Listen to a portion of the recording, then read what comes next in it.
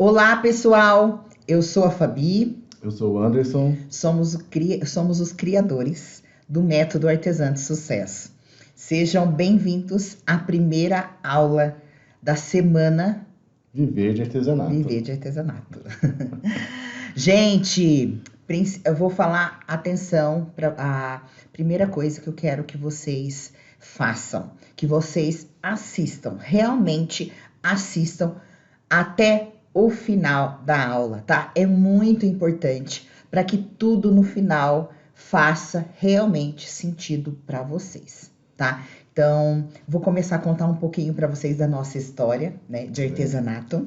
É, que a gente já é macaco velho, tá? A gente já trabalha aí com artesanato há muitos anos. Eu mesmo comecei a trabalhar com artesanato lá com 16 anos, numa loja de artesanato aqui na minha cidade, tá? Lá eu aprendi muitos tipos de artesanato, desde o biscuit, pintura em tela, pintura em madeira, bijuteria. Então, sempre fiz artesanato, tá? Trabalhei nesse bazar e depois trabalhei um bom tempo, depois terminei os estudos, trabalhei na TIM muitos anos, mas nunca vivi realmente artesanato. Comecei a viver do artesanato quando eu pedi demissão. Eu trabalhei muitos anos na TIM e eu pedi demissão e aí sim comecei a enxergar, né, aquele hobby como uma profissão. O Anderson também, né? Já fez muito artesanato. Já fiz muita coisa. Minha mãe, desde que eu nasci, a minha mãe conta que bebezinho ela pintava panos de prato comigo no colo e eu vivia derrubando os potinhos de tinta no pano de prato que ela estava pintando. Então, desde pequeno, já também envolvido com artesanato. Já fiz bastante coisa também, pintura em gesso, bastante coisa de MDF. Então, a gente já mexeu bastante com bastante tipos de artesanato, né? Então, essa veia de artesanato a gente tem já há muito tempo. Há muito tempo. E foi quando eu pedi demissão da TIM, né? Grávida. Tava gestante do João Lucas. Quando eu pedi, né? Ninguém acreditou. Quando eu fui dar entrada no INSS, ninguém acreditou que eu tinha pedido demissão, mas realmente eu tomei uma decisão da minha vida no começo. Eu fiquei meio assim apreensiva. Será que eu fiz a escolha certa? E hoje eu sei que foi a melhor escolha da minha vida, tá? Tive sempre o apoio do Anderson. Lembro que eu liguei para ele, eu já não aguentava mais a pressão, estava grávida de 5 meses. E ele falou para mim assim, mas você vai fazer o quê? Eu falei, vou vender artesanato, né?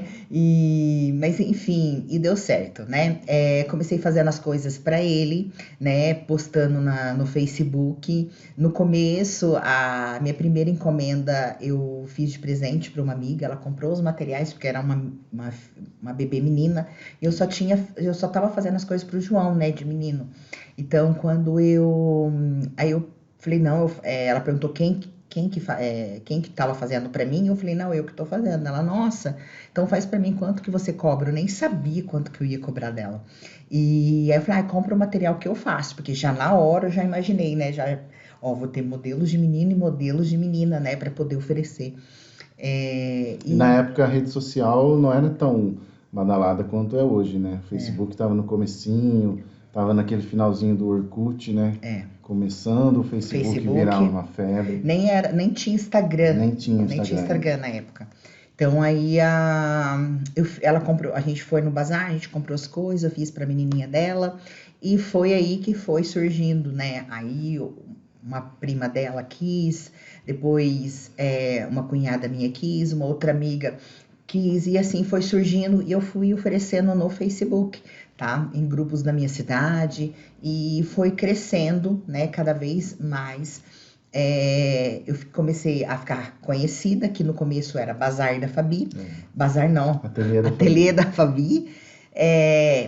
E assim, eu oferecia muito nos grupos. Até então eu não conhecia realmente os marketplaces, né? Trabalhava só com Facebook.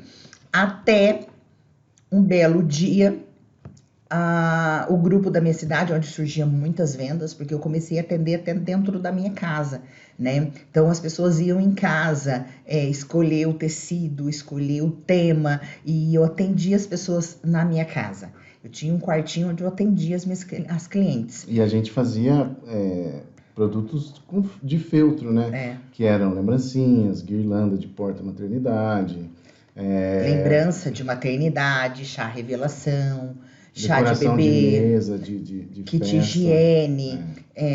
Aí começou a surgir oportunidades de kit berço, bolsa maternidade. Então, assim, a gente já fez de tudo, né?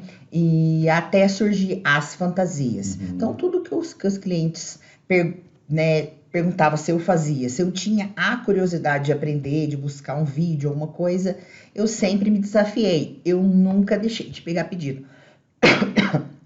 Então, eu já cheguei a pegar enxoval completo, desde o kit berço, lembrancinha de maternidade, guirlanda, tudo. Então, assim, eu sempre fui muito curiosa nessa parte. Então, um belo dia, foi bloqueada, né, no grupo, porque uma pessoa que fazia um trabalho semelhante ao meu começou a pagar exclusividade para esse grupo. E sem aviso prévio, eu perdi total acesso a esse grupo. Entrei em desespero, o Anderson, não, calma, que a gente vai dar um jeito.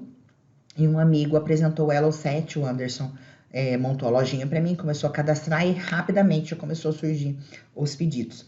O João Lucas nasceu e eu já tinha um monte de pedido. Ele, com 10 dias, eu já vendi meu iPhone para comprar uma cadeirinha que tremia e cantasse e uma maquininha de costura para eu começar a trabalhar. Porque só o Anderson estava trabalhando, né? Tinha registro, tinha o fixo, e eu precisava ajudar ele de alguma forma. Então, eu fiquei com o celular mais antigo, inferior, usava o dele para tirar foto, que era melhor, e o meu eu vendi para comprar a maquininha de costura e a cadeirinha para o João, né? Para fazer sapatinho de bebê, né? Babador. Para agregar com os bores, né? Isso. Os bores personalizados, fazer os kitzinhos. Os kits com sapatinho, que no começo foi muito difícil porque eu não sabia costurar. Tudo que eu fazia era na mão. Então, muitas vezes o Anderson chegava em casa, eu estava chorando porque eu não conseguia costurar uma linha reta. Mas aí, com a prática, quem pratica, como que fala? Você faz tanto uma coisa que você acaba ficando boa nisso. Então, eu fiquei praticando, e graças a Deus começou a dar certo. Aí começou a sair as costurinhas certinho, retinho, bonitinho, né? Muito kit a gente vendeu de body com sapatinho, né? Com um laço de cabelo no começo, né? E o Elo7, ele foi um divisor na nossa vida, porque tudo que os clientes perguntavam se a gente fazia, a gente falava que fazia. Você faz kit higiene? Faço. Você faz oratório com o santinho? Faço. Faz fantasia? Faço. Então, assim, com o tempo, a gente foi colocando muito produto lá dentro. Então, chegou uma hora que a gente tinha mais de 1.000 produtos cadastrados no Elo7 e a gente faturava mais de R$25 mil por mês só no Elo7, fora a rede social. Até então, a gente não tinha nosso site próprio, a gente só vivia com venda do Elo7. Se surgia alguma venda na rede social, que era cartão de crédito, a gente mandava para o Elo7, só se fosse, né, TED, DOC, que nem tinha Pix na época, né? Não tinha. Era só assim. Então, a gente vendia muito pro Elo7, no Elo7. Então, assim, a nossa carreira aí no mundo de artesanato é de muito tempo, né? Então, o que a gente está falando para vocês é com bastante propriedade do que a gente vive e viveu durante muitos anos, né?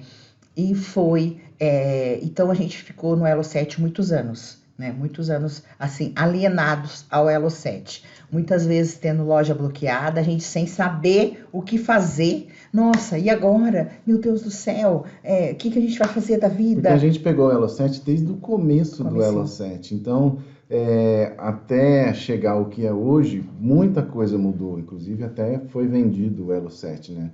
Para uma empresa estrangeira. Mas, assim, muita coisa foi mudando ao longo dos anos. Então, mudava política, política de relacionamento cliente-vendedor, aí dava bloqueio de loja. Do dia para a noite, eles mudavam a forma que você podia conversar com o seu cliente. No comecinho era por e-mail. Depois foi pelo campo de mensagem. Porque aí eles restringiram a comunicação toda para dentro do site deles, para que a gente não conseguisse, né, fechar a venda por fora e aí eles perderem comissionamento. De certa forma, estava correto, porque eles faziam toda, né, acredito que hoje ainda façam toda a parte de marketing, né, de trazer os clientes, né, até para dentro da plataforma e chegar a encontrar os nossos produtos. Então, assim, a gente passou muito perrengue no Elo7, porque muita coisa foi mudando ao longo dos anos e a gente foi sofrendo o impacto de tudo isso. Então, a gente teve que, ao longo do tempo, ir se adequando à plataforma. Conforme mudava, a gente tinha que espernear e mudar e seguir e acompanhar, porque era o nosso único canal de venda, né? Além da rede social, do que era o Facebook na época, né? E a gente tinha algumas coisas no Mercado Livre também. Mas o forte era o Elo7. Quando antes de ter a Mariana, o Anderson um dia veio e conversou comigo. Falou assim: você já parou para pensar que o Elo7 é um cisco de areia num oceano desse Brasil? Muitas pessoas não conhecem o Elo7. Já parou para pensar quantas pessoas não conhecem o nosso trabalho e que poderia se tornar nossos clientes? E assim, dessa forma, ele foi abrindo a minha cabeça, sabe? Porque eu, querendo ou não, eu fiquei muito fechada no Elo7. Meu mundo era o Elo7. Então, assim, eu demorei muito para abrir minha cabeça. E o Anderson sempre trabalhando, né, na minha cabeça. Falou assim, ó, o Elo7, muitas pessoas, você fala assim, você conhece o Elo7? Não, não conheço o Elo7. Ah, é uma plataforma de artesanato. Então, assim, o Anderson sempre falou isso para mim. E foi nessa época que ele decidiu montar o nosso site, né? Montou o nosso site, montou o nosso primeiro site. Porque assim, eu comecei a entender o perfil de cada canal de venda. Então, no caso, o Elo7, Mercado Livre, Magalu, essas plataformas, o que acontece? A gente fica meio que no modo passivo, esperando a pessoa procurar pelo nosso produto, vir até a plataforma, encontrar a gente para fazer uma compra. Então, assim, eu comecei a pesquisar, a estudar formas da gente sair desse modo passivo, de ficar esperando, e a gente ir atrás dos clientes nossos.